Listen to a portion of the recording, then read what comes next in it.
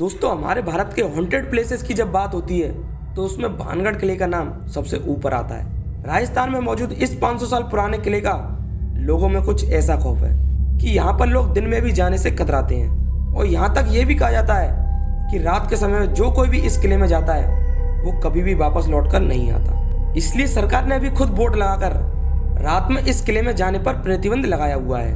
आखिर इस भानगढ़ किले का इतिहास क्या है और आखिर क्यों आज इसको इतना ज़्यादा खौफनाक और भूतिया माना जाता है, ये सब हम हमारी इस वीडियो में बताने वाले हैं। वीडियो को अंत तक ज़रूर देखें। वैसे तो इस किले के भूतिया होने के बारे में कई कहानी बताई जाती हैं, लेकिन उन सभी में सबसे फेमस, जिस पर लोगों द्वारा सबसे ज़्यादा भरोसा किया जाता है, वो है राजकुमारी रत्नावती की कहानी। कहते हैं कि जब इस किले का निर्माण करवाया गया था तब इसमें रत्नावती नाम की एक बेहद खूबसूरत राजकुमारी रहा करती थी।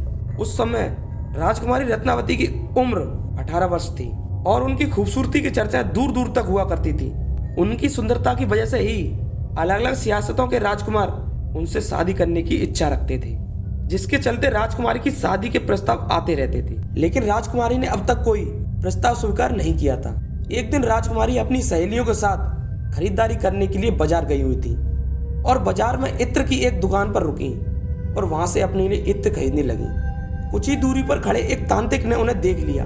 वो तांत्रिक उसी राज्य का रहने वाला था और इसे काले जादू का महारथी माना जाता था। राजकुमारी रत्नावती की सुंदरता को सिर्फ एक नजर में देखते ही तांत्रिक उन पर पूरी तरह से फिदा हो गया और वो टकटकी लगाए राजकुमारी को घूरता रहा। उसी पल उसने अपने मन में यह तय कर लिया कि वो राजकुमारी को किसी भी कीमत पर हासिल कर रहेगा।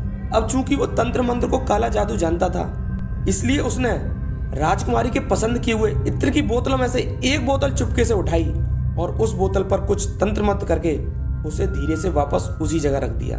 असल में वो अपनी तंत्र विद्या की मदद से राजकुमारी को अपने बस में करना चाहता था और उसका यह प्लान काफी हद तक सफल भी हो गया, क्योंकि राजकुमारी ने उसे इत्र के साथ छेड़छाड़ करते देखा ही नहीं था और राजकुमारी इत्र की शीशी लेकर अपने किले की तरफ वापस जाने लगी और तांत्रिक भी छिप छिप कर राजकुमारी का पीछा करने लगा। हालांकि राजकुमारी कुछ दूर पहुंची थी, तभी उनकी एक सहेली ने उन्हें बताया कि एक अनजान व्यक्ति ने इत्र की शीशी पर तंत्र मंत्र किया हुआ है।